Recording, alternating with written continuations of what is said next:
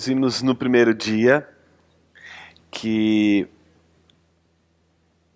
o Espírito Santo, ele é um espírito da vida. Ele é o espírito da vida. E para isso, a gente retomou o significado da palavra hebraica rua, que não se refere apenas ao Espírito Santo, ao Santo Espírito, mas se refere ao vento, se refere ao ar, se refere ao movimento, se refere à vida, se refere a tantas e tantas outras coisas. E essas outras coisas às quais rua se refere, que não é o Espírito Santo, elas não são designadas de rua à toa. Elas são designadas de rua por esse mesmo nome, todas essas coisas diferentes, porque existe uma semelhança entre elas.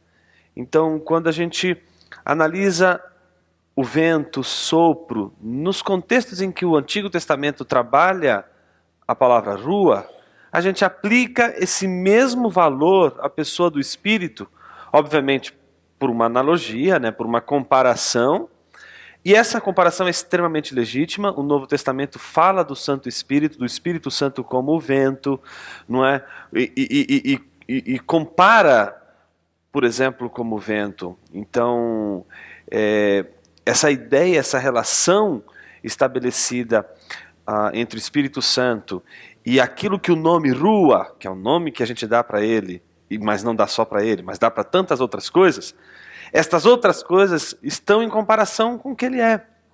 São semelhantes, por isso são chamadas todas elas de rua. Não é? O fôlego de vida que está num passarinho, como o vento, como o Santo Espírito de Deus. Não é? Esse foi o nosso primeiro momento. Um voo bíblico para a gente poder situar o conceito de Espírito Santo, ou de Espírito de Deus, melhor dizendo, a partir do Antigo Testamento. Óbvio que eu fiz toda aquela análise do primeiro dia e eu não fechei essa análise, porque ela só vai se fechar amanhã. A gente só vai entender realmente onde que está essa relação toda amanhã. Né? Então o final da nossa história é importante. Espero que vocês estejam até amanhã firmes e fortes para ver o desfecho da nossa história. O segundo passo foi já analisar o Espírito Santo no seu contexto enquanto Deus. E não só em relação à sua pessoa, não é? Mas à sua obra. Então ontem a gente se dedicou a falar sobre a obra do Espírito Santo. E a gente identificou uma característica da obra do Espírito Santo. Qual é a obra do Espírito Santo? Glorificar a Cristo. Aí você lembra do ministério do holofote. Lembra da ideia do holofote. Aquela ideia é a ideia, o exemplo, a metáfora, para a gente compreender esse conceito da obra do Espírito Santo, do que ele realiza. Ou seja, toda a missão do Espírito é glorificar a Cristo. E ele faz isso iluminando a nossa mente para que a gente possa conhecer Deus e conhecer quem nós somos. E ele faz isso dando um testemunho de Cristo, de Deus em nosso coração. Esse ato, essa obra do Espírito, que é testemunhar Deus, seu testemunho interno de nossa crença em Deus, que fundamenta a nossa crença em Deus, e a iluminação do Espírito, são os elementos da obra do Espírito que constituem a regeneração. A obra da regeneração é a obra do Espírito Santo. É a obra de nos tornar capazes de Deus. Até então, a nossa situação, antes da obra do Espírito Santo, antes da regeneração, estávamos separados de Deus. Então, estávamos separados daquele para quem nós fomos feitos, daquele que preenche todo o vazio do nosso ser, que preenche o nosso ser, que dá sentido para a vida. A gente está separado dele. Então a gente está separado da vida. E quem está separado da vida está morto. Precisa nascer de novo.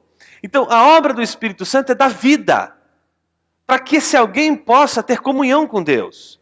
Então, a nossa conclusão de ontem é de que essa obra do Espírito Santo, que é uma obra de glorificação de Cristo, ela se dá no testemunho que o Espírito Santo tem de Cristo Jesus e dá de Cristo Jesus, oferece acerca de Cristo Jesus, e a iluminação do Espírito Santo que permite que a gente enxergue a Jesus.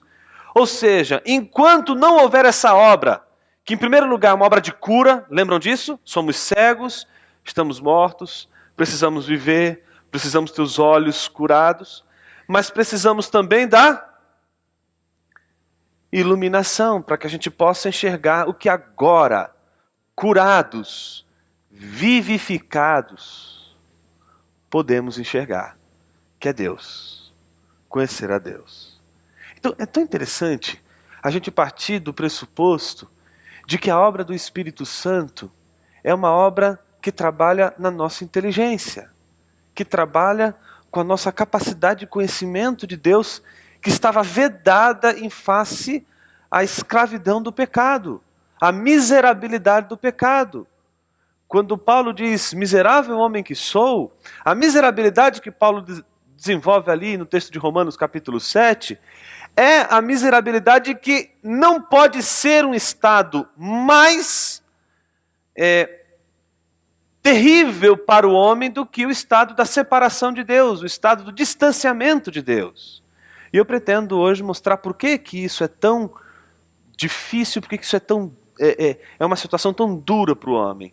E eu pretendo mostrar isso na segunda parte da nossa aula de hoje.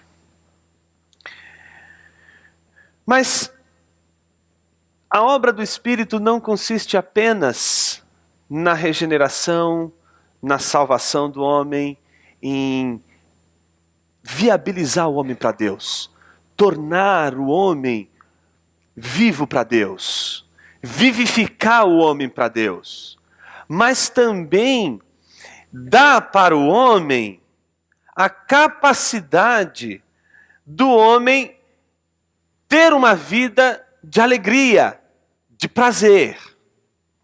E eu queria partir do entendimento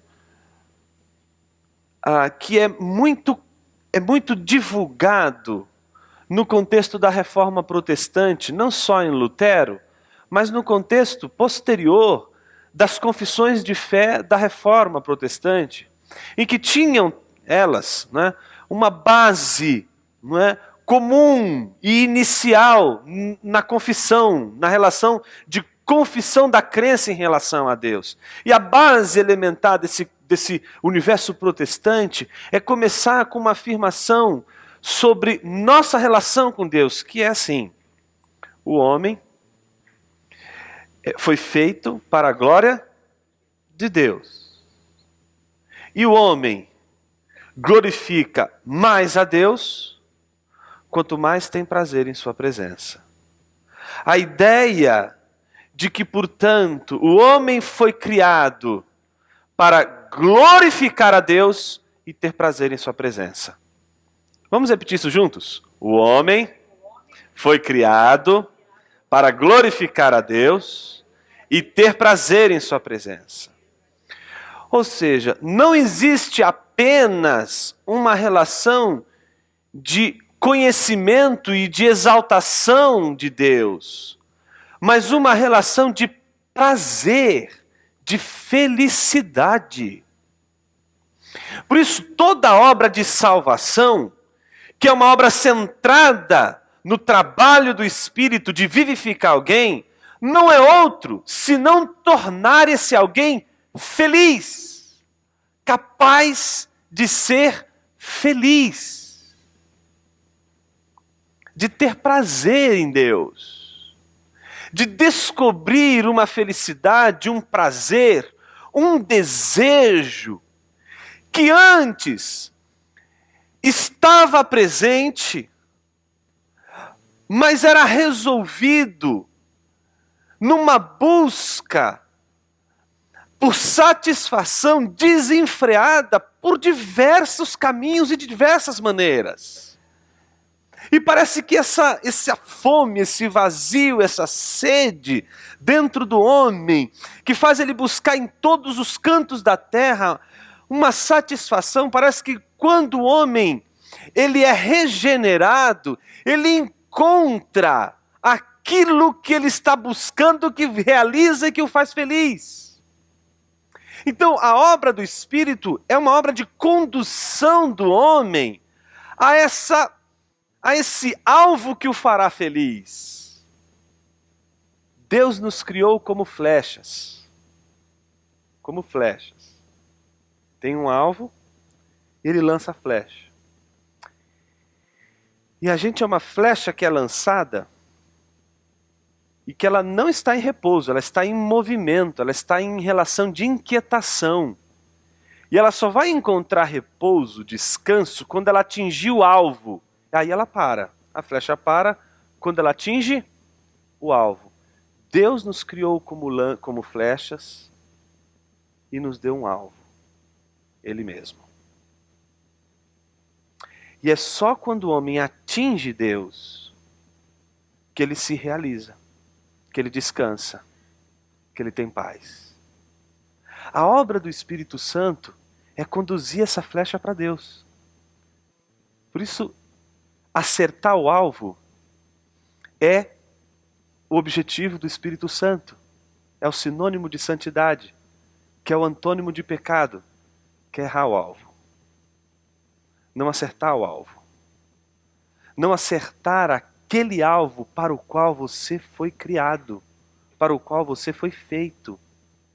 Então, a obra do Espírito Santo é trazer vida e nos orientar para essa nossa inclinação natural para Deus, de fato para Deus, a fim de que em Deus a gente tenha prazer, a fim de que a gente tenha alegria. Então, nesse sentido, gente, tudo que a gente viu ontem foi apenas o start do Espírito, que a gente chama de batismo.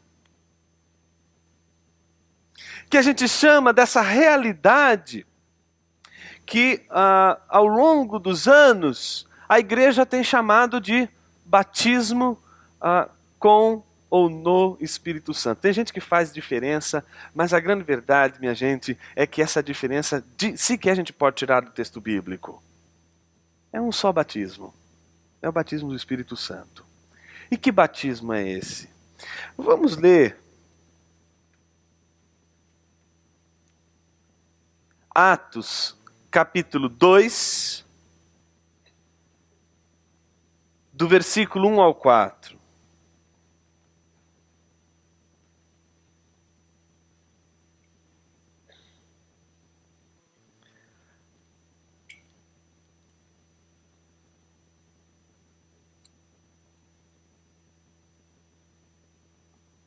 Lembra, em Atos 1:8, o Espírito Santo é prometido. Num contexto em que receberíamos poder. Em Atos 2, essa promessa se cumpre. Ao cumprir-se o dia de Pentecostes, estavam todos reunidos no mesmo lugar. De repente veio do céu um som, como de um vento impetuoso, e encheu toda a casa onde estavam assentados. E apareceram distribuídas entre eles línguas, como de fogo, e pousou uma sobre cada um deles.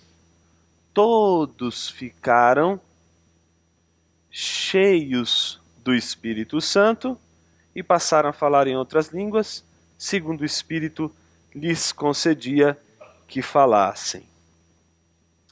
Nesse texto a gente tem três coisas importantes. Aquilo que a gente vai chamar de batismo, aquilo que a gente vai chamar de enchimento, ou plenitude do Espírito, e aquilo que a gente vai chamar de dons do Espírito.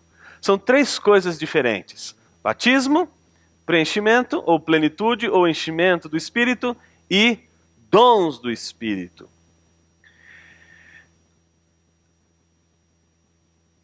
Todo o movimento pentecostal trouxe uma nova reflexão sobre essa passagem.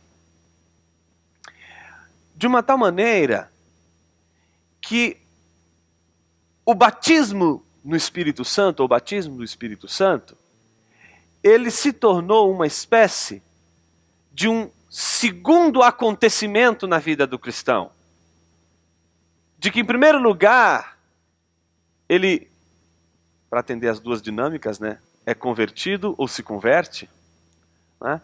Independente disso, ele ainda necessita, ele precisa de uma outra bênção, uma segunda bênção, que seria o batismo com o Espírito Santo. Esse foi o grande core, o grande discurso, não é? O grande pressuposto hermenêutico, interpretativo das Escrituras, estabelecido pelo movimento pentecostal.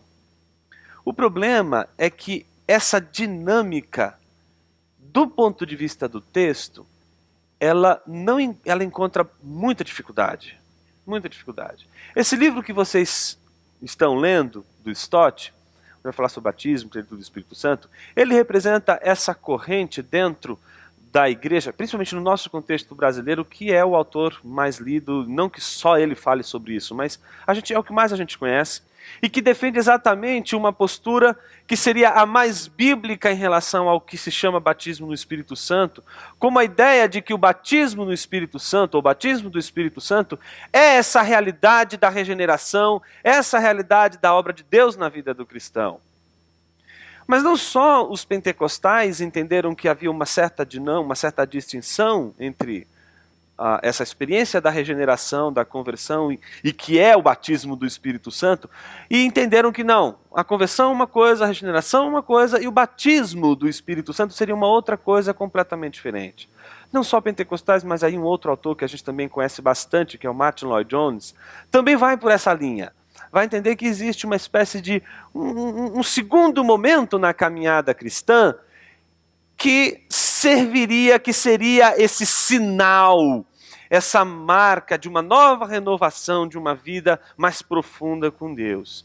Eu queria dizer que essas posições elas são possíveis, a gente tem várias igrejas e cada denominação, cada igreja defende uma perspectiva, cada comunidade defende um ponto de vista. Eu vou defender aqui aquele ponto que eu acredito ser o mais bíblico e aquele que eu acredito que corresponde com o texto bíblico, que é a ideia de que há um só batismo e que esse batismo no Espírito Santo não é um sinal ou é uma segunda bênção, mas ele é exatamente essa obra inicial do Espírito Santo, segundo a qual ninguém pode se chamar cristão se não tiver o Espírito Santo. Ninguém pode confessar que Cristo é o Senhor se não for pelo Espírito Santo. Ou seja, então, todo cristão, quando tem a experiência da conversão, ele tem o Espírito Santo. Eu não posso dizer que existem cristãos que têm o Espírito Santo, portanto, e cristãos que não têm Espírito Santo. Todos os cristãos, na medida em que experimentaram a conversão, receberam o Espírito Santo. Então, todos nesse sentido, têm o Espírito Santo. Eu gosto de pensar dessa maneira porque a gente acaba criando uma espécie de divisão dentro da igreja entre aqueles que seriam os mais espirituais e aqueles que seriam, né, a ralé. A galera que não é do poder. Essa galera aí está precisando de oração, e aí tem a outra turma, que é a turma do poder, a turma da unção, a turma que se move, que se mexe, não é? E então a gente acaba criando duas castas dentro da igreja. E isso não é bíblico. Não é bíblico. Ah, Jonas, tem contextos em que os apóstolos eles foram, como por exemplo Atos 8, eles foram ali para testificar o que estava acontecendo em Samaria, porque de repente eles tinham ouvido o evangelho, eles tinham se convertido, mas ainda não tinham recebido o Espírito Santo. Existe uma grande complexidade interpretativa num texto como esse. Mas uma regra que é fundamental para a gente interpretar a Bíblia, que considero ela bastante lúcida, é a ideia de que eu não posso formar uma doutrina ou formar uma crença com base em apenas um texto. Por mais que eu tenha um único texto, e esse texto me diga, me dê possibilidades de pensar uma determinada situação, em relação a uma fartura de outros textos que me dizem exatamente o contrário, eu não preciso com isso eliminar todos os outros textos e dizer, portanto, que esse versículo é o único e o mais importante. Então, me parece que às vezes a gente acaba pesando muito a mão no texto, principalmente nos textos de Atos 2 e Atos 8, para fundamentar essa espécie de segunda bênção, que alguns têm e outros não têm. Não é? Aí aquela ideia de que então existe uma casta mais espiritual na igreja, e essa casta foi a casta que recebeu o Espírito Santo. Acho que não dá para a gente enveredar por esse caminho, principalmente se a gente, e o que a gente vai fazer daqui a pouco, principalmente quando a gente lê as epístolas de Paulo aos Corintianos. O corintiano tem sempre problema com essa coisa, né, de poder e, enfim, né, esse negócio de todo poderoso aí, timão, isso já é uma crise de identidade entre os corintianos. Mas, enfim, lá na Epístola aos Coríntios, a gente já vê essa realidade. A gente já vê o entendimento de que o cristão, de que aquele que faz parte do corpo de Cristo, já tem o Espírito de Deus. Paulo vai dizer, não sabeis vós que sois santuário de Deus e que o Espírito de Deus habita em vós. Se alguém destruir o santuário de Deus, que sois vós, Deus o destruirá, porque o santuário de Deus, que sois vós, é sagrado. 1 Coríntios 3, 15 e 16. Então, é muito interessante quando a gente olha para o texto e percebe que Paulo está dizendo isso não é para uma casta da igreja, ele está dizendo para toda a igreja. Toda a igreja de Cristo Jesus é santuário, toda a igreja de Jesus é comunidade, raça eleita e, portanto, tem o Espírito Santo. Então não é necessário uma segunda bênção, não é necessário uma segunda experiência.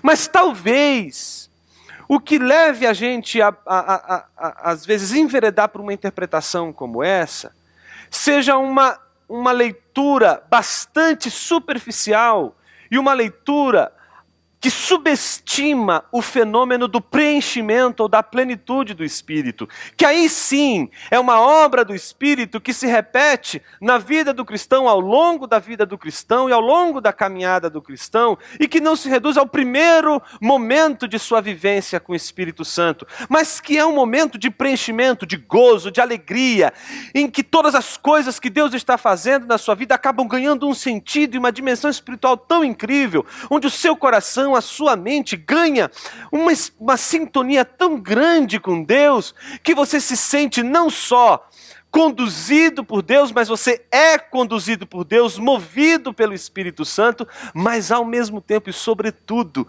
você sente o prazer de ser filho de Deus.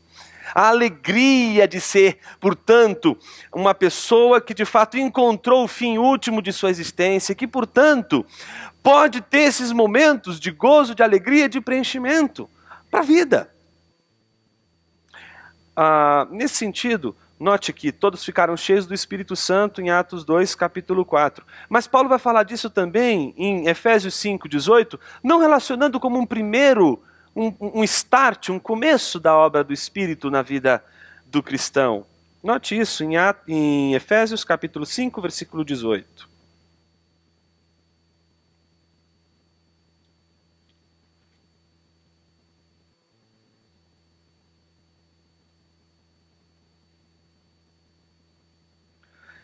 Paulo está conduzindo a igreja de Éfeso a uma série de exortações. E uma delas vem acompanhada de um imperativo. A partir do versículo 17. Versículo 17 e 18. Por esta razão, não vos torneis insensatos, mas procurai compreender qual a vontade de Deus, do Senhor. E não vos embriagueis com vinho, no qual há dissolução. E aí o imperativo, mas enchei-vos do Espírito. É interessante essa passagem, mas enchei-vos do Espírito.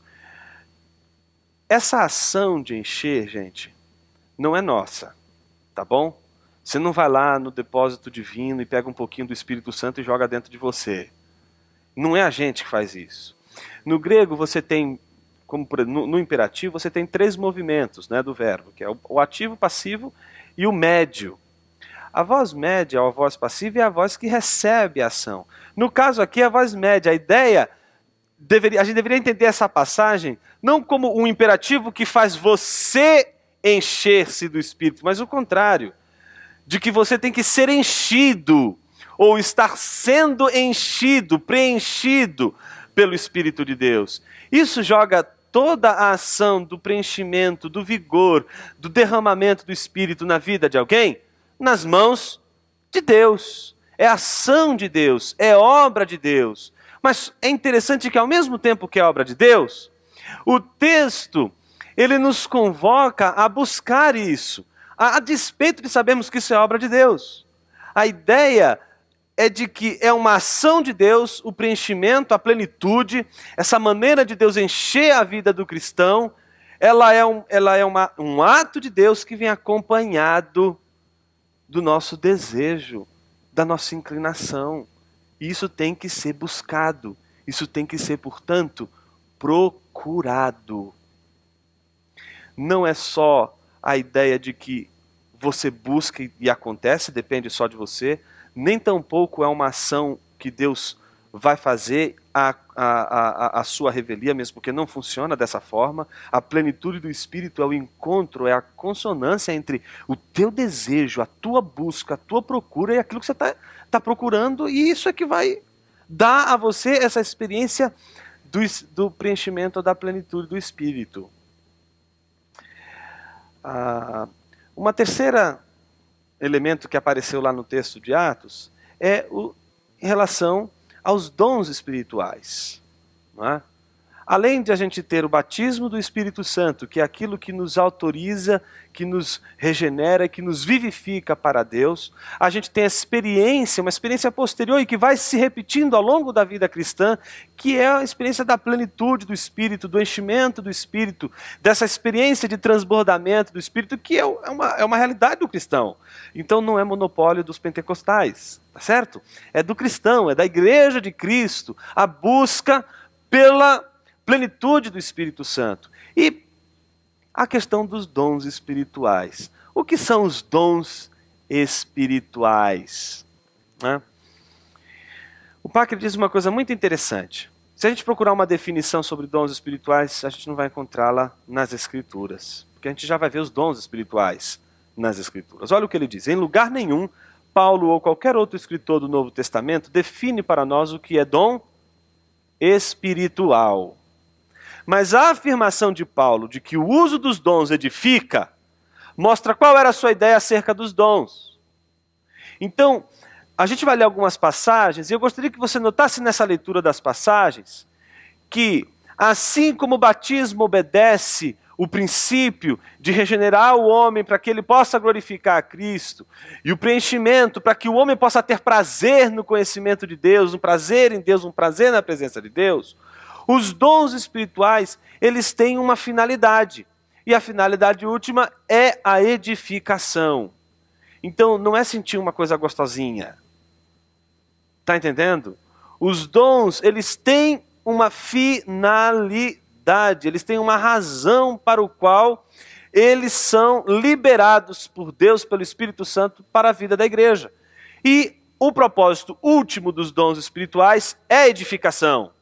Se existem manifestações, que no caso a gente ainda tem uma outra discussão, que é a discussão entre aqueles que acreditam que existem, que é a contemporaneidade dos dons, e aqueles que dizem que não há contemporaneidade dos dons. Né? Aqueles que dizem, não, os dons valem para hoje, e aqueles que dizem, não, o dom só valeu para aquela época. Enfim, a despeito de como a gente entende essa relação da manifestação dos dons na vida da igreja, o que é claro, já no contexto das Escrituras, é que as manifestações do Espírito Santo, os dons do Espírito Santo, eles têm uma finalidade, edificação. Se não está trazendo edificação, os dons não estão, portanto, cumprindo a sua finalidade, eles estão sendo usados de uma outra maneira. E aí, o que seria interessante é perguntar se eles seriam, de fato, dons ou manifestações do Espírito Santo, se não estão trazendo edificação. Para isso, vamos ler 1 Coríntios capítulo 14.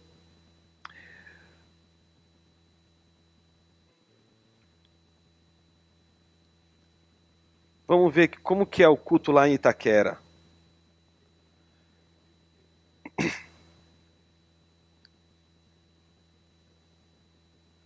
1 Coríntios capítulo 14. Olha só.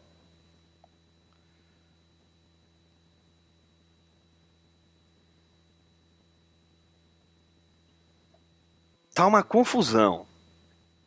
Uma confusão. Aí Paulo escreve uma carta dizendo o seguinte: segui o amor e procurai com zelo os dons espirituais. Então o que ele pede para que a gente procure? Então, para que os seus autores originais procurem com zelo, ou seja, com cuidado, os dons espirituais. Mas principalmente que profetizeis. Pois quem fala em outra língua não fala a homens, senão a Deus, visto que ninguém o entende. E em espírito fala mistérios. Mas o que profetiza fala aos homens, edificando, exortando e consolando.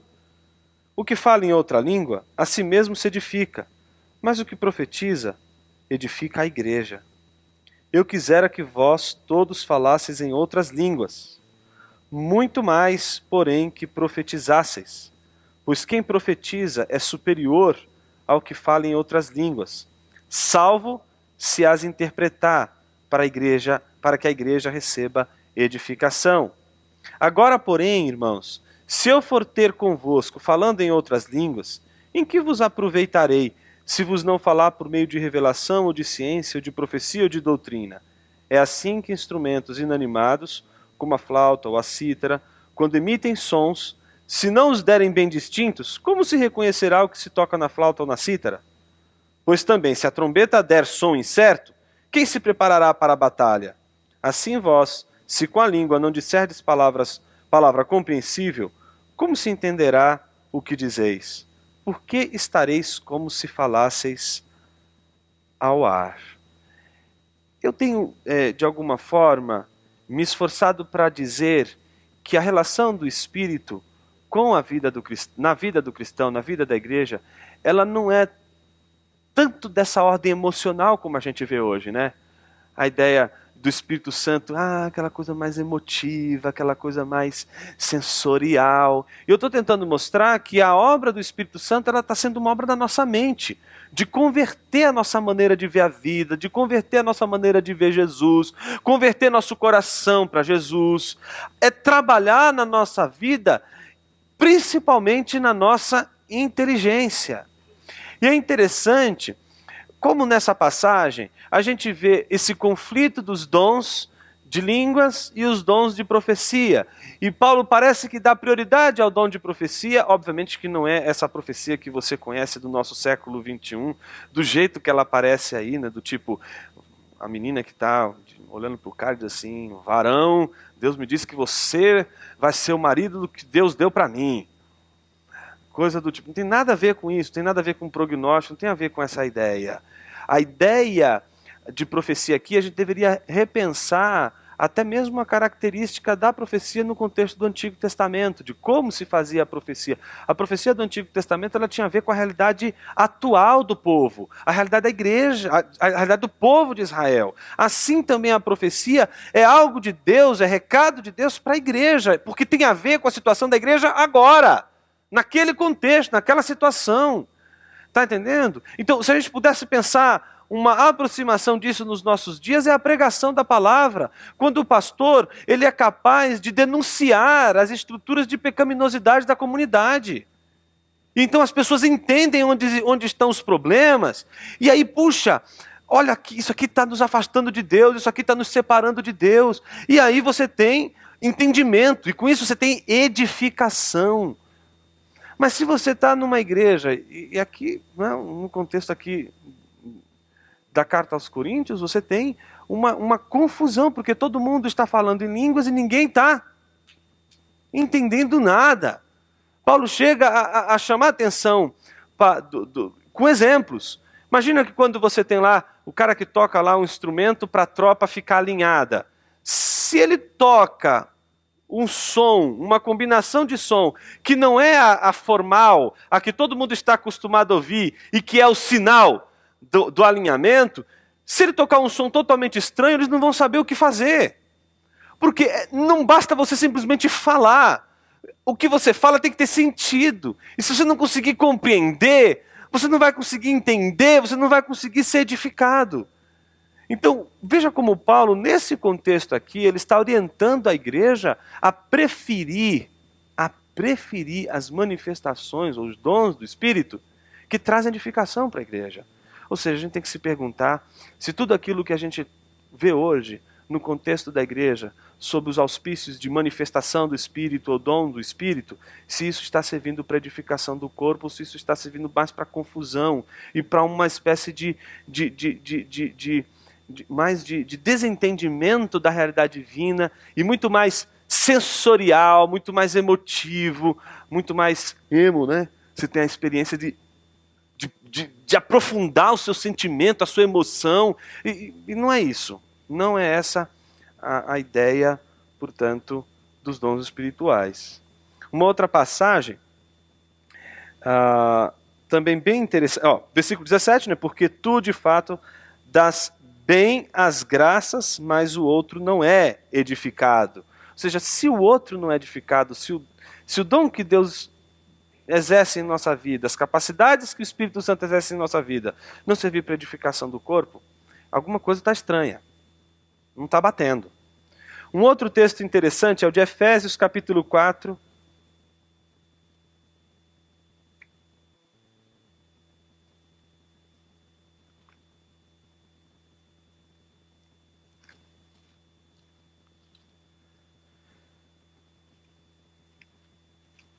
Efésios 4, versículos 12 e 16. Vamos ler do 12 ao 16. Com vistas ao aperfeiçoamento dos santos, para o desempenho do seu serviço, para a edificação do corpo de Cristo. Tudo isso ele concedeu com essa finalidade, ou seja, uns para apóstolos, outros para profetas, outros para evangelistas e outros para pastores e mestres. Até, versículo 13, até que todos cheguemos à unidade da fé e do pleno conhecimento.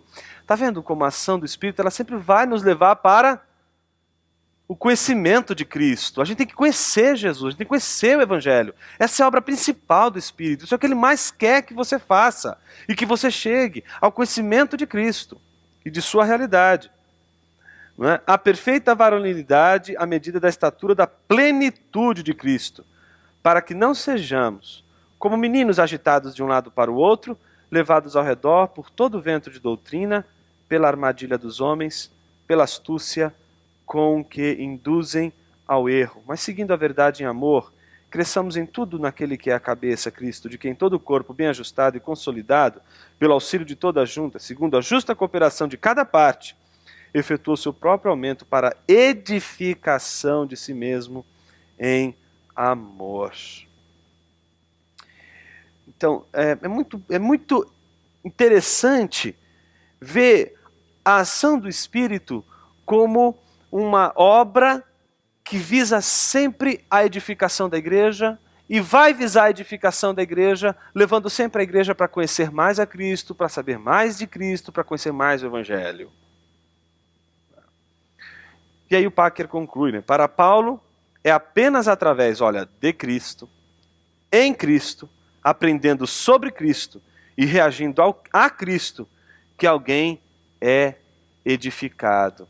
Então, tudo aquilo que acontece e que por mais que a gente ouça ser dito obra do Espírito Santo, mas está colocando o foco, a luz, em qualquer direção, menos em Cristo, a gente vai encontrar sempre um paralelo para a satisfação da nossa vida. O Espírito Santo, ele sempre vai trazer foco para você. E é o foco da tua felicidade. Você quer ser feliz com muitas coisas. E Deus está dizendo para você, o Espírito Santo está te dando a luz, dizendo, é nisso aqui que você vai ser feliz. O teu prazer está na glorificação disso aqui. Se você glorificar isso aqui, você vai ser feliz. Porque você foi feito assim, para ser feliz, para ser plenamente feliz, apenas atingindo o alvo para o qual você foi criado. Portanto, o Espírito Santo ele trabalha em cima dessa obra, dessa missão. Tudo aquilo que está acontecendo em nossa vida, não é? Coopera para a edificação do corpo de Cristo e, sobretudo, para a glorificação de Cristo. Deu para perceber que então a gente estabeleceu como um critério, né? Para a ação, para a obra, para os dons do Espírito. E esse critério vai ser sempre a glorificação de Cristo e a edificação do corpo. Cristo está sendo glorificado, o corpo de Cristo está entendendo a missão, está entendendo o Evangelho, está compreendendo Deus, está tendo prazer em Deus, vive uma vida movida pelo Espírito Santo, animada, cheia de vigor para realizar aquilo para o qual a comunidade foi constituída. São essas as perguntas que a gente tem que se fazer a partir de qualquer movimento que se diga ou que tenha a nomenclatura ou o nome, né? Espírito Santo ou espiritual. Eu queria dar mais um passo hoje, ainda pensando nos dons, nessa questão. Geralmente, quando a gente não entende direito essa coisa do batismo, do preenchimento, dos dons, que a gente acabou de falar, essas três coisinhas, a gente vê esse tipo de coisa, né? Você tem o Espírito Santo? Por quê? A gente pressupõe que essas realidades só são possíveis para quem tem. Quem não tem, chupa dedo. Olha só, você tem o Espírito Santo? Olha o que o Packer vai dizer. Essa pergunta também não deve ser feita para um cristão. Pois, como já vimos, todo cristão tem o Espírito Santo desde o momento que creu. Ou seja, ninguém é capaz de crer em Jesus se não for por obra do Espírito Santo. É obra do Espírito Santo. Ele ilumina, ele testemunha em nosso coração e dá uma convicção que só vem através da obra do Espírito Santo. Todo cristão tem o Espírito Santo desde o momento em que creu. E aí, a passagem de Romanos 8:9. Se alguém não tem o Espírito de Cristo, esse tal não é dele. Então, se alguém diz para um cristão, você tem o Espírito Santo, e esse diz assim, poxa, eu não tenho o Espírito Santo. Não, você não pode dizer um negócio desse. Se você não tem o Espírito Santo, você não pode ser um cristão, você não pode... Não é? Porque se alguém não tem o Espírito de Deus, simplesmente esse tal não é dele. Não. A pergunta que, e aí está errado o texto aí, devemos fazer, por outro lado, tanto a nós mesmos quanto uns aos outros, é: o Espírito Santo tem você? O Espírito Santo te tem? O Espírito Santo governa essa igreja? É perceptível o mover do Espírito? É perceptível que estamos sendo conduzidos pelo Espírito Santo? Estamos percebendo que nós não estamos conduzindo, mas estamos sendo conduzidos pelo Espírito Santo? A gente consegue perceber que Ele está direcionando?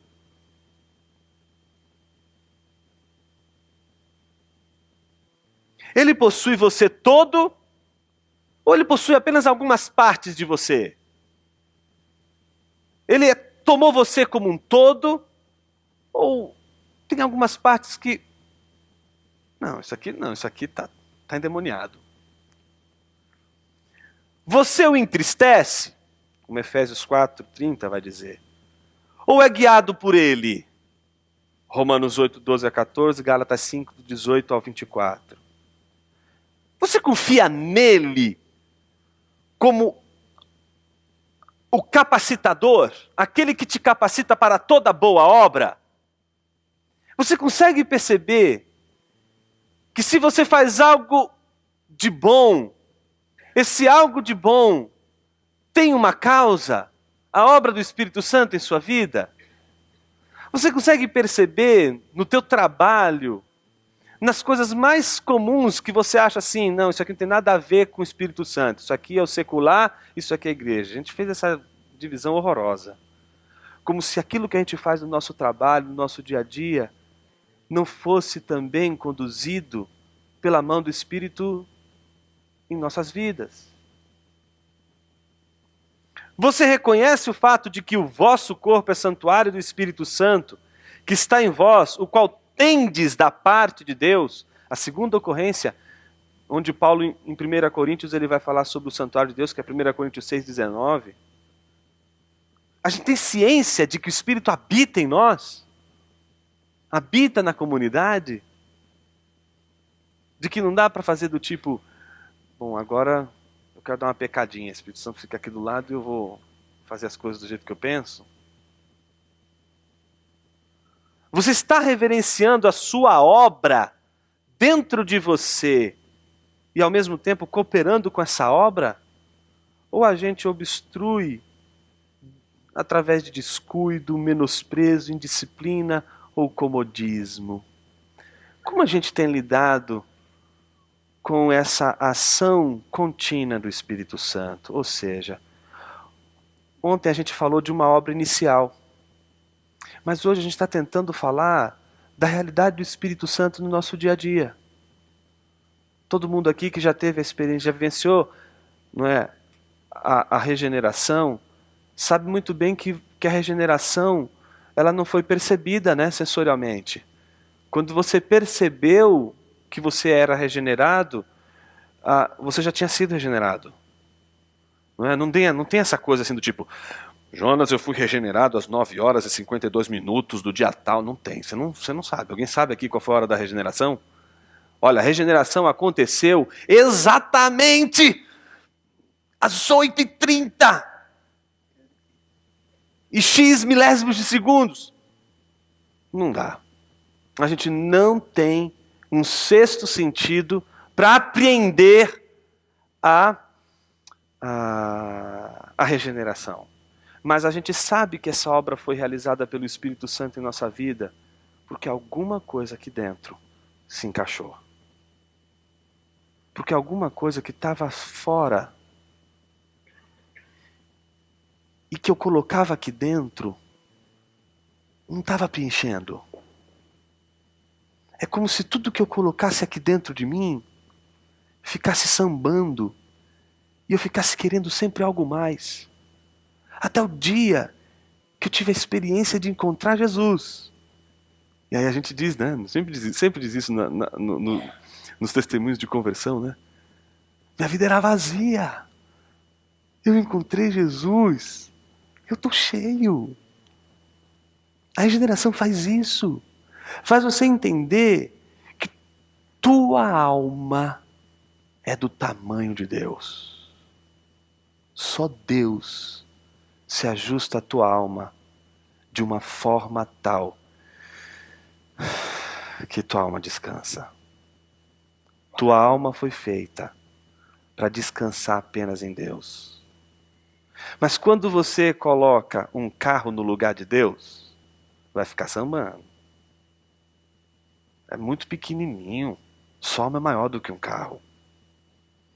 Quando você coloca o seu trabalho como aquilo que vai te preencher, você está colocando uma coisa muito pequena. Você é muito maior do que o seu trabalho. Quando você coloca uma coisa maravilhosa como tua esposa, teu esposo, teus filhos, dentro do teu coração, são coisas maravilhosas demais. Mas ainda assim, em relação ao tamanho da sua alma, são muito pequenas. Só tem uma coisa que vai preencher toda a tua vida, que vai dar plenitude para toda a tua vida. Deus. Ele não te fez cheio, Ele te fez vazio. Todos os homens são, por natureza, ocos, vazios. E é a obra do Espírito Santo conduzir esses vasos vazios para Deus, para que eles sejam enchidos por Deus, para que eles sejam preenchidos por Deus e encontrem a plenitude da vida cristã. É sobre isso que a gente vai falar depois do nosso intervalo. Nós vamos fazer algumas leituras. São muitas, hein? São muitas. Mas elas são importantes para esse passo que a gente vai dar agora.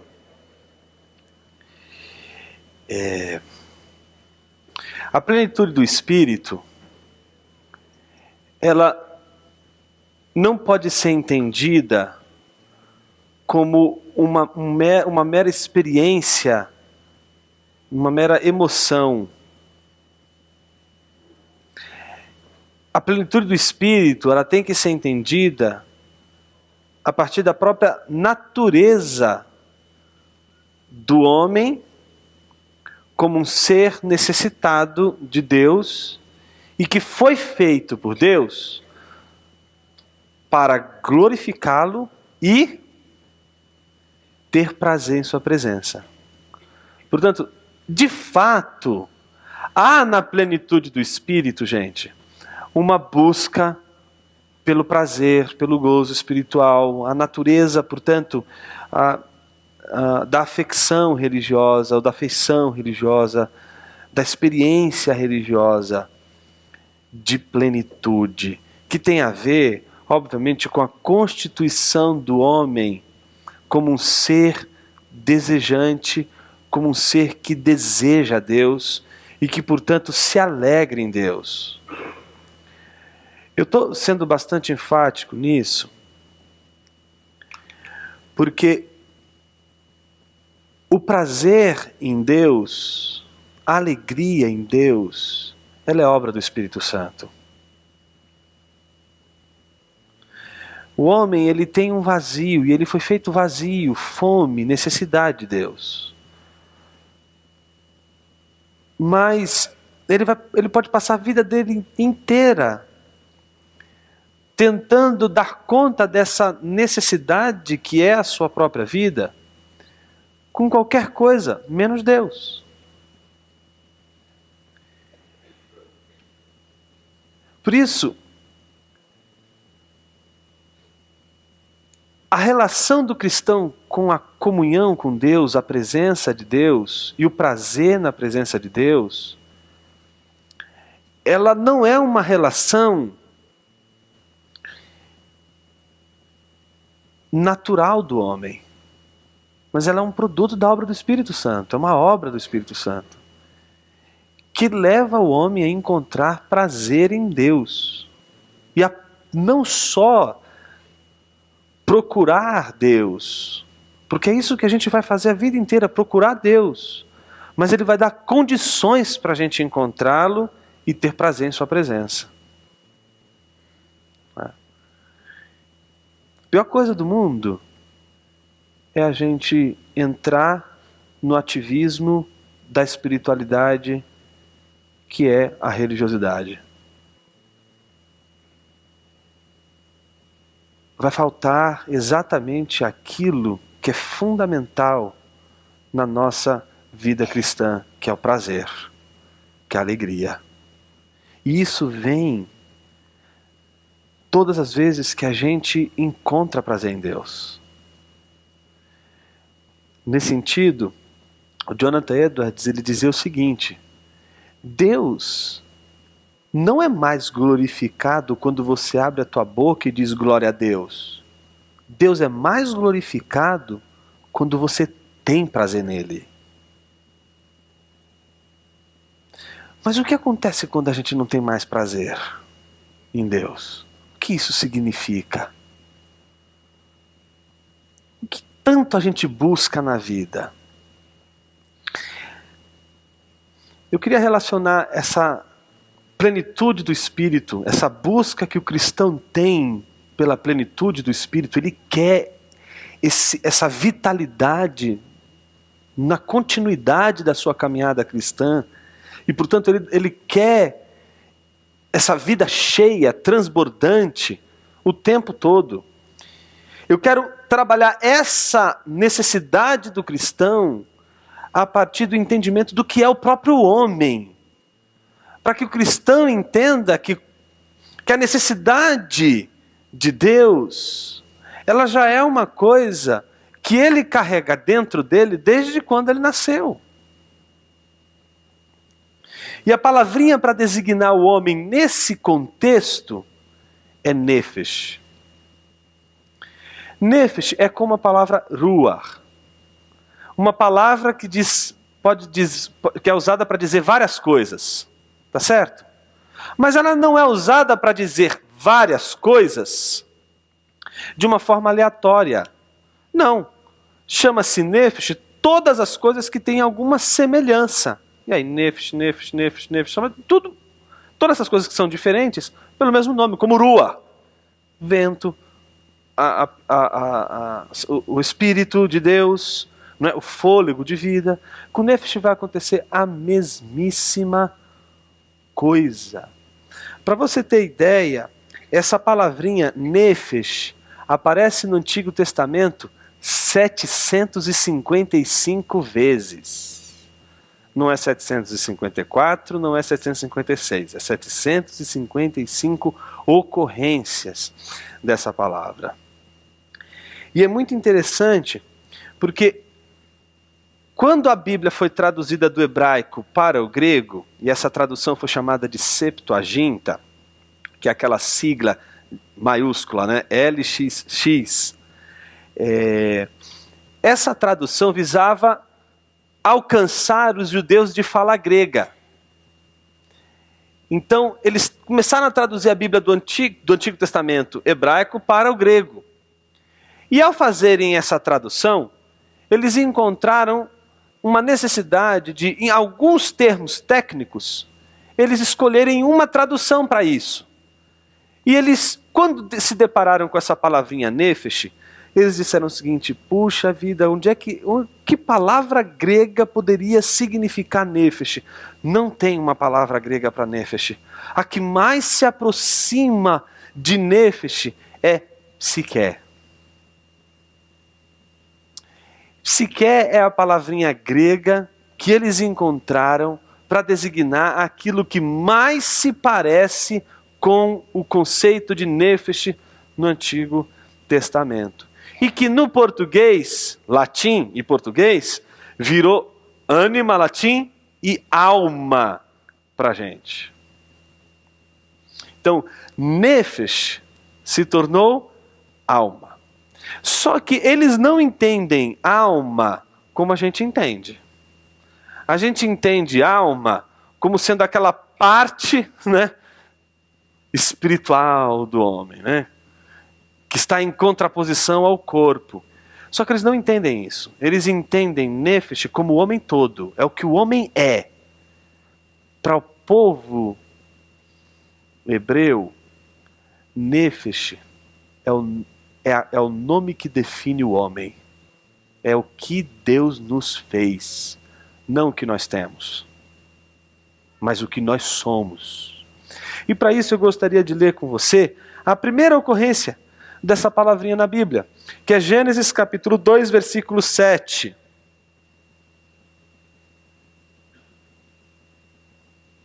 Lembra que a gente leu esse trechinho, esse texto?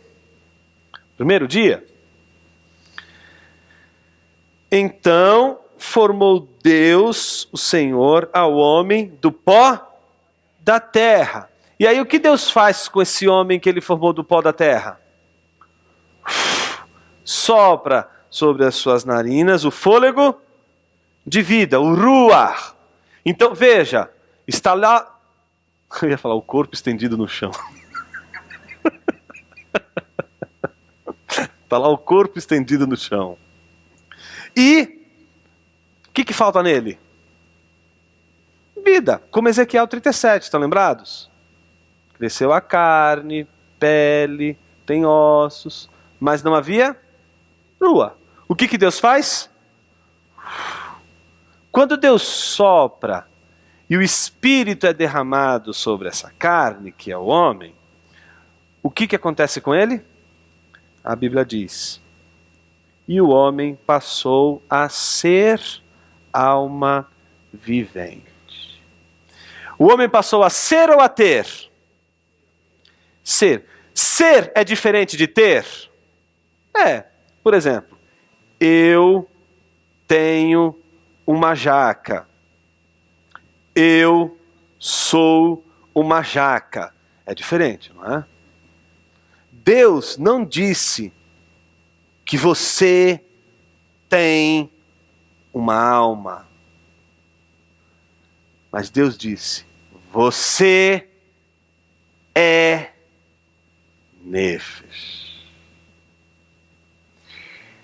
A palavra que a gente tem em português para explicar esse negócio, não tem. Como os gregos, a palavra mais próxima é alma. O problema é que alma para a gente está muito comprometido. Por isso que é mais fácil a gente entender que o homem passou a ter uma alma. Mas quando a Bíblia diz que o homem passou a ser uma alma vivente, a coisa muda de figura. E a coisa fica mais complexa quando a gente começa a estudar a palavrinha nefesh. E a estudar as outras ocorrências da palavrinha nefesh. Então, faltam quantas ocorrências? Então, 145 vezes, a gente vai procurar 145 agora. Brincadeira, não vou fazer isso com vocês. Mas,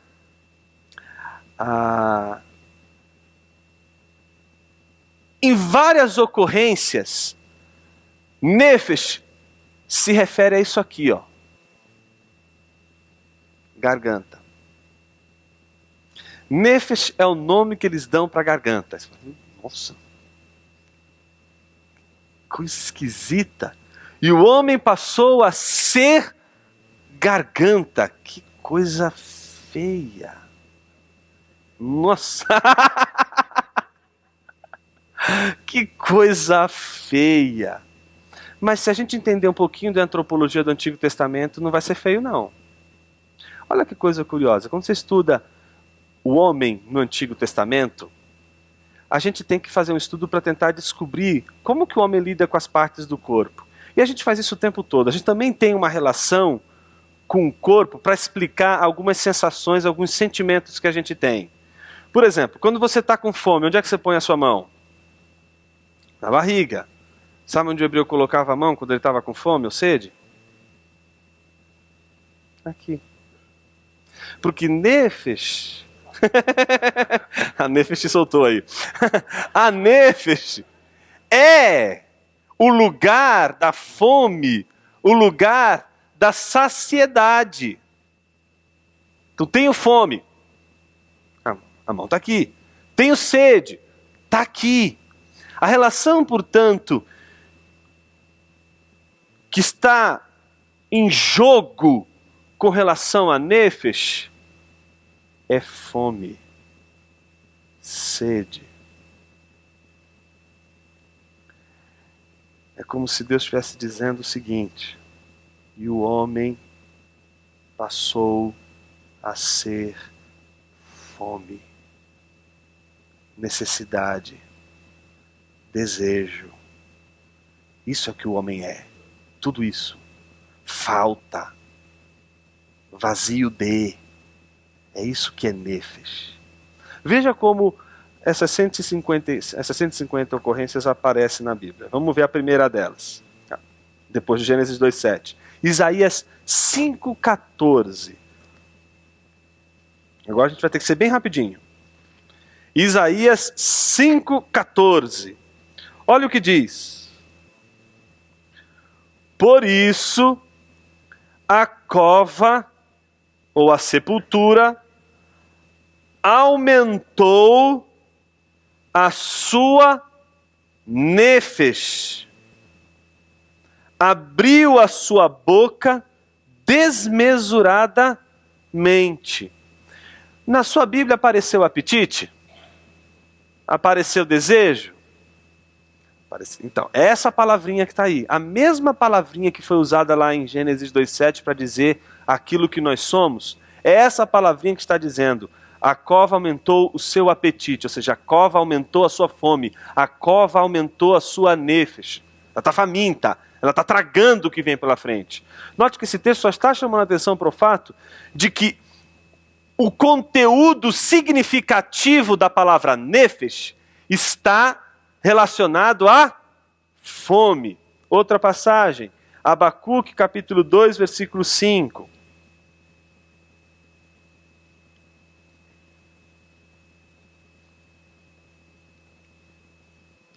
Olha o que diz: assim como o vinho é enganoso, tão pouco permanece o arrogante, cuja gananciosa nefesh se escancara como o sepulcro e é como a morte, que não se farta, ele ajunta para si todas as nações e congrega todos os povos.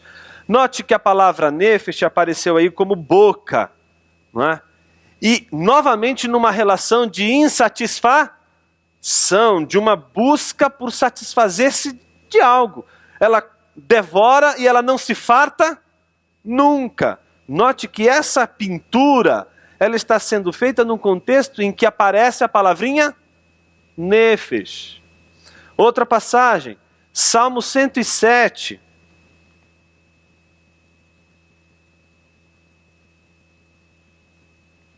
Salmo 107, versículos 5 a 9. Olha que coisa linda esse texto. Famintos e sedentos desfalecia neles a nefesh. Qual é a relação entre nefesh, entre alma aí? É a relação entre nefesh, alma e fome, sede. Então, na sua angústia, clamaram ao Senhor, e Ele os livrou das suas tribulações, conduziu-os pelo caminho direito, para que fossem à cidade em que habitassem. Rendam graças ao Senhor por sua bondade, por suas maravilhas, para com os filhos dos homens. Pois dessedentou a nefesh seca, e fartou de bens a nefesh faminta. Note que, mais uma vez, a palavrinha que é usada para definir o homem está relacionada a fome, sede. Mais uma passagem, Eclesiastes capítulo 6.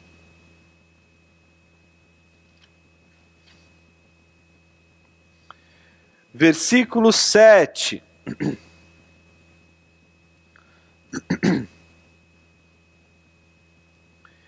Todo o trabalho do homem é para a sua boca, e contudo nunca se satisfaz a sua nefesh. Tudo que o homem trabalha é para a sua boca, e trabalha para ter o que comer. Contudo, a sua nefesh nunca se satisfaz. Ou seja, mais uma vez, a palavra nefesh, a ocorrência da palavra nefesh, associada a insatisfação, fome, sede. Versículo 9. Melhor é a vista dos olhos do que o andar ocioso da nefesh. Foi traduzido aqui na minha Bíblia por cobiça. Também isso é vaidade e correr atrás do vento. Mais uma vez, nefesh sendo vista como algo que deseja, que cobiça. Outra passagem, Isaías 29, 8.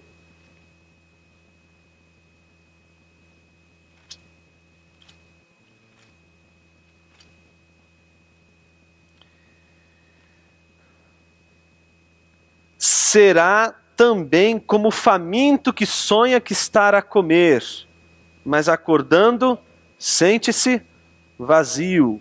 Ou como o sequioso que sonha que está a beber, mas acordando, sente-se desfalecido e sedento. Assim será toda a multidão das nações que pelejarem contra o monte Sião.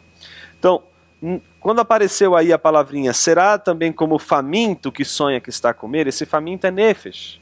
A palavrinha é nefesh. Serás como uma nefesh que sonha que está a comer, mas acordando, sente-se vazio. É interessante, por exemplo, a gente falou há poucos instantes, de como a gente descreve no nosso discurso a conversão, né? Principalmente se a gente era baladeiro, né? Do tipo, nossa, eu ia pra balada, a noite inteira lá na balada, buscando sei lá o quê, pulava, bebia, não sei o quê. Mas aí, no dia seguinte, era vazio. Mas aí eu encontrei Jesus. Não é mais ou menos esse o discurso, não era vazio, Mas eu tentava procurar me encher, achava que estava feliz, que estava cheio lá na balada, mas aí no dia seguinte, lá no meu quarto, me sentia vazio. Essa sensação que está sendo descrita aqui é a sensação da nefesh. É aquilo que está descrevendo essa palavrinha, nefesh. Olha outra passagem, agora em Isaías 32, 6. Porque o louco fala loucamente, o seu coração opera o que é iníquo para usar de impiedade, para proferir mentiras contra o Senhor, para deixar a nefesh na ânsia da sua fome e fazer que o sedento venha a ter falta de bebida. Percebeu mais uma vez a palavra nefesh sendo associada a fome, a sede. Outra passagem, Provérbios capítulo 25. A gente já chegou no 700 e pouquinho. Provérbios 25, 25. Olha que passagem linda. Como água fria para a nefesh, tais são as boas novas vindas de um país distante. Assim como água gelada para a nefesh está com sede, não é? Tais são as boas novas vindas de um país remoto. Note mais uma vez a palavrinha nefesh aparecendo aqui, e mais uma vez relacionada à sede, à fome. Provérbios 10, 3. O Senhor não deixa a nefesh do justo faminta, mas rechaça a avidez dos perversos. Então, novamente a palavrinha nefesh associada à fome. Provérbios 13, 25. O justo tem o bastante para satisfazer a sua nefesh, mas o estômago dos perversos passa fome. Mais uma ocorrência da palavra nefesh, mais uma vez a relação entre nefesh e fome, nefesh e sede. Jeremias 31, 12.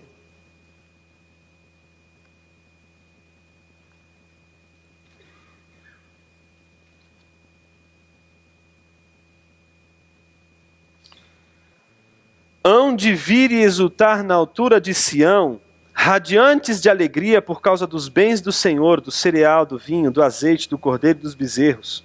A sua nefesh será como um jardim regado e nunca mais desfalecerão, cansarão. A ideia de deleite. Salmo 42, versículo 2.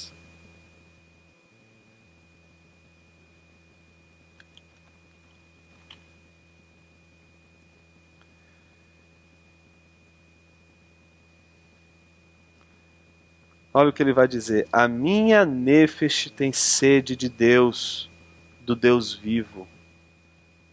Versículo 5. Por que estás abatida, ó minha nefesh? Por que te perturbas dentro de mim? Espera em Deus, pois ainda o louvarei. A Ele, meu auxílio e Deus meu. Sinto abatida dentro de mim, a minha nefesh. Lembro-me, portanto, de ti. E aí corre o texto. Perguntando sobre Deus. Versículo 11. Por que estás abatida, ó minha nefesh? Por que te perturbas dentro de mim? Versículo 5 do capítulo 43. Por que estás abatida, ó minha alma, ó nefesh? Por que te perturbas dentro de mim? Veja o contexto da nefesh como um contexto de perturbação, né, de inquietação. Outra passagem. Provérbios 16, 24. É a última. Provérbios 16, 24.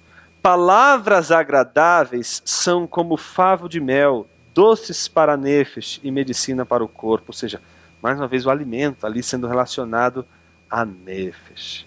Eu não preciso ler as outras 700 ocorrências em que aparece a palavrinha nefesh, né? Dá para convencer que nefesh está relacionado à fome e sede? Dá. E é muito interessante quando, na primeira ocorrência da palavra nefesh, o que Deus está dizendo não é que a gente tem, mas que a gente é isso.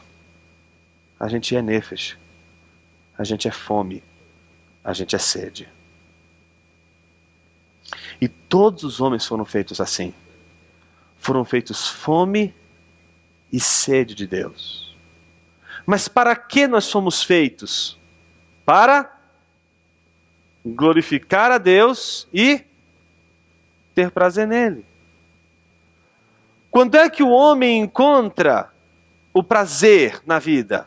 A satisfação na vida?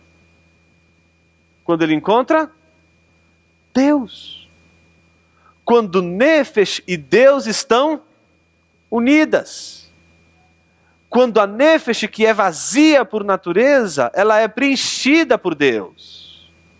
E isso acontece num contexto de devoção, num contexto de adoração.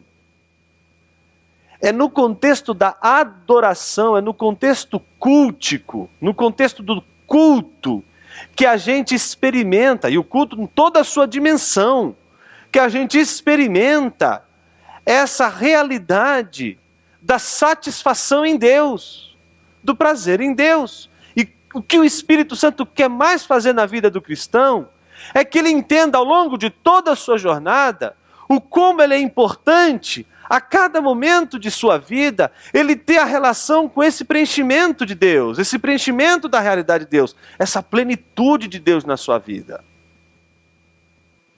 Olha como essa lógica em torno do homem como fome, como desejo, ela está presente nessa passagem de João capítulo 5. Quero meditar um pouquinho nessa passagem, pensando num contexto já do Novo Testamento e preparando a gente para amanhã.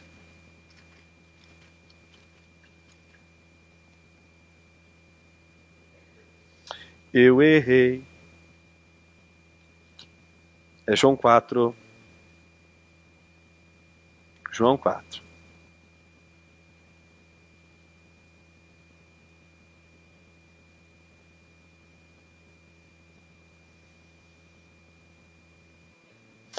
Vamos ler o texto, olha só.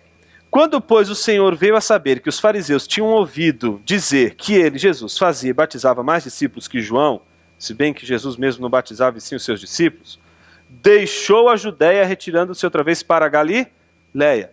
Só que para fazer esse trajeto, o que ele precisava fazer? Atravessar a província da Samaria. Qual é o problema da Samaria? Os samaritanos. O problema da Samaria são samaritanos. O judeu ensinava o filhinho dele assim, ó. Filhinho, seguinte, chegou na casa, lava a mãozinha, tá? Mas pergunta, mas por que, papai? Não é por causa de higiene, não. Não é por causa nada disso. Porque o filhinho assim, ó, filhinho, você não sabe onde você pôs sua mão? Vai ser onde que você pôs a mão onde o samaritanozinho sentou. Se o samaritanozinho sentou ali, você vai pôr a sua mão, vai sujar a sua mão. Mas não de sujeira. É da impureza do samaritano que foi passar para você. E como é que você vai fazer quando você vai chegar em casa? Você vai pegar a comida e você vai comer, né? Não tem, óbvio, não tem garfo. Você come, ele vai comer com a mão. E aí quando ele pôr a mão na comida, o que vai acontecer? Toda a impureza do samaritanozinho que agora passou para a mão, agora vai passar para a comida. E aí quando ele engolir, o que vai acontecer? A impureza que estava no samaritanozinho, que passou para a mão dele, que agora passou para a comida, vai passar para dentro dele. E aí dentro dele ele vai virar uma treva só. O menino ficava apavorado. Então é o seguinte, você está comendo o prato de comida, está lá com um prato de comida, comendo, samaritanozinho passou correndo, a milhão. E a sombra dele projetou no prato de comida, filhinho, aí já era, joga toda a comida fora. Porque senão você vai trazer impureza para você. Então dá para perceber que samaritanos e judeus se dão muito bem, né? Jesus precisa atravessar Samaria. E o problema não é o lugar. O problema são os samaritanos. Mas acontece uma coisa curiosa nessa passagem. Chegou, pois, a uma cidade samaritana chamada Sicar, perto das terras que Jacó dera a seu filho José. estava ali a fonte de Jacó. Cansado da viagem, assentara-se junto à fonte por volta da hora sexta.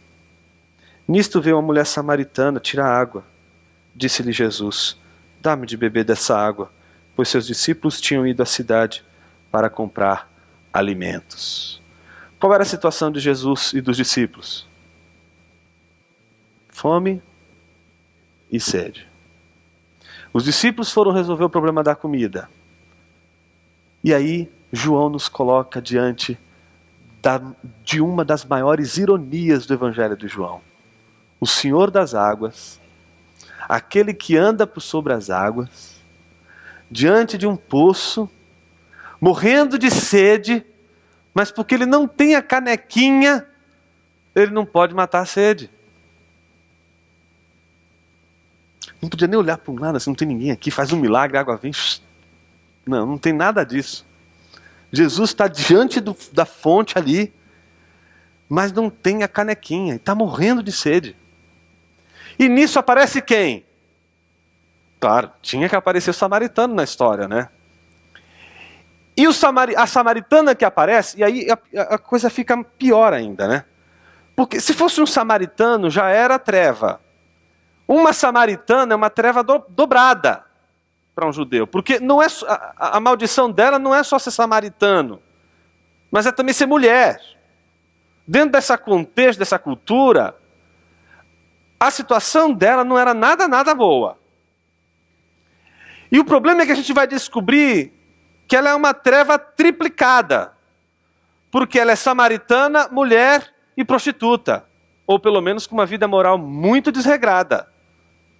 Então a situação dela não era nada legal. Ou seja, comer a comida das mãos dela, se o samaritanozinho passa e já deixa a treva aqui dentro, meu filho, comeu essa comida da mulher, você já morre na hora. A situação dela não era muito boa. Mas quando ela aparece ali, ela tem o que falta em Jesus. O que falta em Jesus? A canequinha. Quando Jesus vê a canequinha, vou beber água. Ele não pensa duas vezes, porque o que ela tem é o que ele necessita. Ele precisa, para matar a sede dele, da canequinha, e ela tem. Por isso ele não faz nenhuma cerimônia. Olha para ela e diz assim: dá-me de beber. Não é isso? Dá-me de beber. Note que a mulher, ela fica bastante perturbada. Por quê? Escuta aqui. O senhor não sabe como funcionam as coisas aqui, não? O senhor conhece a história, a nossa história aqui? Tu é judeu, eu sou samaritano. Você não sabe a história? Eu vou te contar a história. A história é a seguinte. O samaritano é a figura mais complexa nesse contexto. Porque o que é um samaritano? O samaritano, ele se tornou uma espécie de judeu contaminado. Na época em que o povo foi invadido, principalmente pela Babilônia, e uma parte desse povo foi levada, alguns dizem que é uma pequena parte, outros dizem que é uma grande parte, foi levada para viver na Babilônia, foi para viver justamente numa região assim, longe do território de Deus, longe das terras de Deus. Só que passou tanto tempo que esse povo que está aqui acabou casando com mulheres ou com homens que viviam na região da Samaria. O que vai acontecer com esse povo? Vai misturar, mas está todo mundo ali, ninguém está achando nada ruim, e etc. Mas chega um dia em que o Império Babilônico cai, o Império Persa está lá em alta, e permite que o povo regresse. Na hora de voltar, todos, agora chegou o momento, a gente vai voltar para a terra de Deus, papapá. Aí ele percebe que a outra galera não está indo embora, que a galera ficou. Aí ele fala assim: poxa, vamos junto, por que vocês estão ficando aqui? A gente já pode ir embora, a gente já pode ir para a nossa terra. Ah, olha, a gente não vai não. A gente já construiu nossa vida aqui. A gente já está aqui, a gente está vivendo aqui. A gente não vai querer voltar não, a gente já está acostumado com essa terra, a gente quer ficar aqui. Ah, é? Então nunca mais vocês vivam com a gente. E aí estigmatizaram os samaritanos. Só que o samaritano é o quê? Judeu. Aí chega lá no dia do culto, o que ele quer fazer? Ir para o templo. E ele sabe que agora o templo foi reconstruído. E aí quando ele chega lá para cultuar, o que o judeu fala? Não, senhor, vocês não quiseram ficar lá, agora no templo vocês não entram. Eles ficaram com tanta raiva, que no monte que ficava em frente ao monte do templo, que é o Monte Gerizim, eles construíram um templo deles, o templo dos samaritanos, e adoravam Deus no templo que era deles. No período que é chamado de interbíblico, aqueles 400 anos de silêncio, naquele período, em meados daquele período, tem uma grande invasão e os dois templos, uma das teorias possíveis é que os dois templos são destruídos. Tanto o templo que foi reconstruído na época de Esdras e Neemias, como o templo de Gerizim, que era o templo dos samaritanos. Só que nesse contexto, o templo, os samaritanos caíram em pobreza, não conseguiram reconstruir o templo e o templo deles estava em ruína. Enquanto Herodes começou a produção de uma reconstrução, que seria, para alguns, a terceira reconstrução do templo, que já não obedece mais à configuração de Esdras, Neemias e Salomão, e que agora vai ter um sistema que inclusive vai ser rivalizado com Jesus. Jesus vai rivalizar o templo de Herodes. Mas o fato é que o povo judeu tem condições de ir, ainda que o templo não esteja pronto, tem condições de ir ao templo e participar da liturgia do templo, enquanto os samaritanos não têm essa escolha, não podem entrar no templo, não podem, portanto, adorar Deus no templo. E o templo que eles tinham para adoração, ele está em ruínas. E não bastasse isso, os judeus não falavam e não se davam com os samaritanos. Então a mulher olhou para Jesus e falou: você sabe com quem está falando? Você está falando com essa história. Você está falando com a história de um povo que está proibido de adorar, que está proibido de entrar no templo. E vocês nos consideram sujos, imundos, impuros diante de Deus. Então ela olha para Jesus e diz: você sabe com quem você está falando? E aí é interessante a resposta de Jesus, né? Replicou-lhe Jesus: se você conhecesse o dom de Deus e quem é o que te pede, dá-me de beber, era você que diria. A mulher acho que não deve ter entendido nada que Jesus estava falando. Porque ela está vendo o poço, ela tem a canequinha, ele que aborda ela pedindo para que ela dê de beber, e agora ela diz para ele: olha, se você soubesse agora com quem você está falando, quem agora pediria para beber água é você. Na cabeça dela, esse cara é louco. Eu tenho a canequinha, eu posso beber. Mas o problema é que Jesus já não está falando daquela água. Jesus já está falando de uma outra realidade, que é a realidade daquela mulher samaritana como nefesh. E como nefesh, a nossa relação é sempre a de um pedinte. Não temos a canequinha para buscar essa água. Por isso a gente tem que pedir para Ele. É interessante a reação dela, né? Ela diz o seguinte, né? Senhor, tu não tens com que tirar água, você não tem a canequinha, e o poço é fundo. Como é que o senhor vai me dar água para beber? Não faz sentido eu te pedir água se você não tem nem a canequinha para tirar água daqui. És tu, porventura, maior do que Jacó, nosso pai, que nos deu o poço do qual ele mesmo bebeu, e assim seus filhos e seu gado? Afirmou-lhe Jesus: quem beber desta água, e ele está apontando para onde? O poço. Quem beber desta água, o que vai acontecer? Tornará a ter sede, ou seja, a nossa relação de sede é assim: a gente não toma uma vez e fica pleno, tá certo?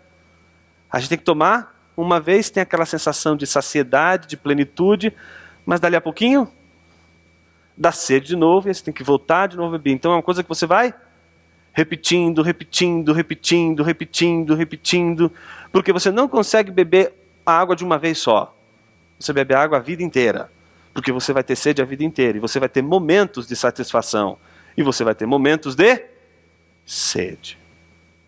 Note que fome e sede, ou fome, em si, não é ruim. Ter sede não é ruim. O que é ruim é você ter sede e não ter água para beber. A fome em si não é ruim. A fome só é ruim se você não tem o que comer. O que seria de um delicioso banquete sem a fome? Fome é princípio de prazer, mas é também princípio de dor. É princípio de prazer quando você tem aquilo que te satisfaz, mas é também princípio de dor quando você não tem aquilo que te satisfaz. No caso da sede, da água, o que a gente está debaixo de um processo em que bebeu água agora, mais tarde você vai ter sede e você tem que beber outro copo d'água. E você vai bebendo de copo em copo, tá certo? E Jesus está dizendo para ela o seguinte: agora, você bebeu dessa água, você vai voltar aqui para beber no dia seguinte, e depois, e depois. Mas se você beber da água que eu te der, o que ele diz? Nunca mais terá sede. Pelo contrário, a água que eu lhe der será nele uma fonte a jorrar para a vida eterna. Ou seja, o que Jesus está dizendo é o seguinte: se você beber da água que eu te der, você vai ter uma fonte. Ele não vai eliminar a fome. Tem crente que acha assim, né? Converteu, encontrei Jesus, pronto. Filho, você continua sendo fome. A diferença é que você tem agora uma fonte. E essa fonte está aí para ser bebida o tempo todo, porque ela é inesgotável. Você sempre vai ter ela diante de você. Você vai ter sempre o princípio do prazer na vida diante de você. Você sempre vai estar disponível diante daquilo que vai preencher você, que vai trazer plenitude e prazer para a tua vida. Isso é a ideia de uma fonte dentro da gente. Mas olha como a mulher reage. Quando Jesus diz isso para ela, o que ela diz para ele? Senhor, dá dessa água, porque eu estou procurando isso pro resto da minha vida. Eu quero essa água. Porque agora ela já entendeu. Enquanto ela estava entendendo que Jesus estava falando da água daquele poço, ela não estava entendendo muito bem. Mas quando Jesus virou a chave, e aí ela virou a chave aqui também, ela entendeu que Jesus já não estava mais falando da satisfação com as coisas daqui, mas com as coisas de lá. C.S. Lewis, nesse livrinho que você não pode passar dessa vida para outra sem ler, se chama Cristianismo Puro e Simples, ele diz assim: Deus não nos deu desejos, Ele nos fez desejo. Mas Deus não nos fez desejos de qualquer coisa, das coisas da terra. Deus nos fez desejos de coisas da terra, mas também nos fez desejos do céu. O nosso problema não é entregar para o nosso desejo da terra as coisas da terra. A nossa dificuldade é entregar para o nosso desejo do céu as coisas da terra. Quando Jesus muda a chave, diz para ela: o que você está procurando não é algo daqui, mas é algo de lá. Ela diz: eu quero isso. Porque esse algo de lá representa para ela a plenitude da sua vida, a realização da sua vida.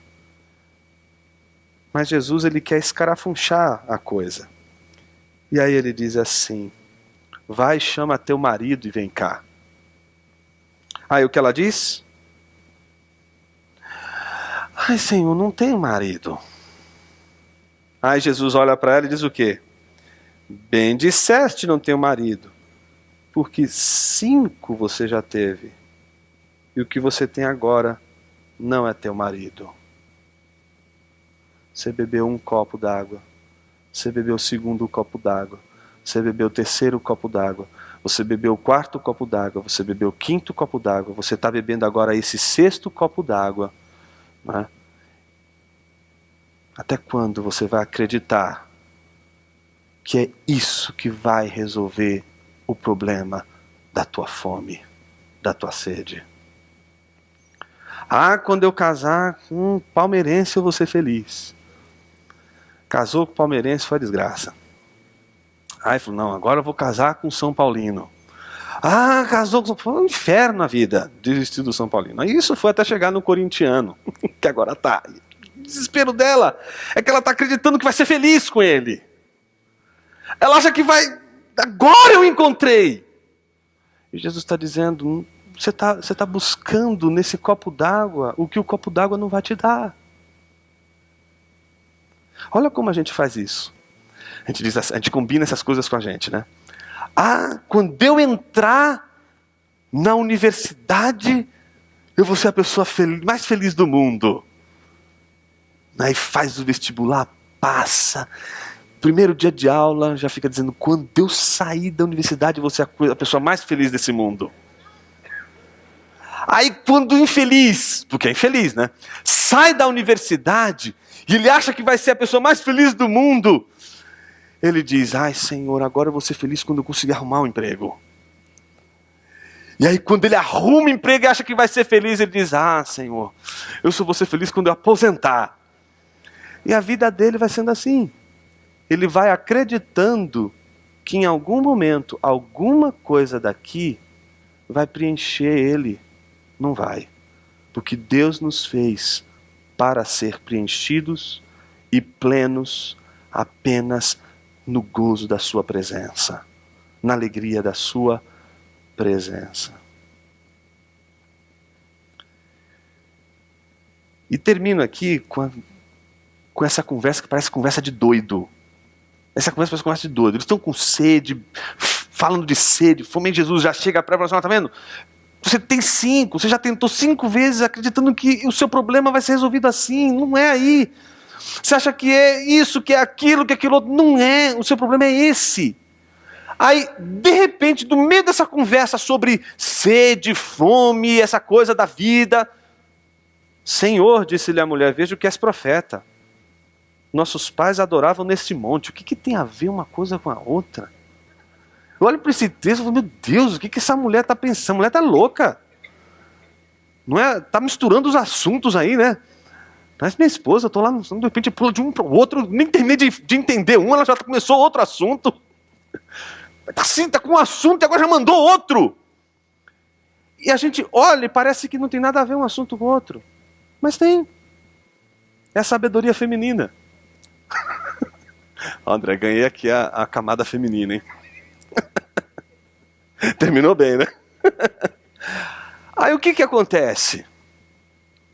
Note que a pergunta dela quando Jesus diz e toca o problema na ferida, onde está o problema dela? Ela já sabe onde está o problema. O problema é Deus. O problema da fome dela é que ela está longe de Deus. E ela reconhece isso quando Jesus aponta, está vendo? Você está achando que é nisso que você vai ser feliz, mas é em Deus que você vai ser feliz. Ela entende isso, por isso ela diz, Senhor, nossos pais adoravam nesse monte. Aí quando ela aponta para o monte, o que a gente vê? As ruínas do templo. Ela está dizendo, a gente adorava aqui, onde que a gente vai adorar agora? Não tem como adorar. O problema dela agora é que ela não consegue encontrar um lugar para adoração, porque a espiritualidade dela está em ruína. A vida espiritual dela está em ruína. E ela está mostrando para Jesus, olha a ruína que está a minha vida. Minha vida está assim. Vós, entretanto, dizeis que em Jerusalém, porque ele é judeu, né? Em Jerusalém é o lugar onde se deve adorar. Disse-lhe Jesus, mulher, podes crer-me que a hora vem, quando nem neste monte, nem em Jerusalém, adorareis o Pai.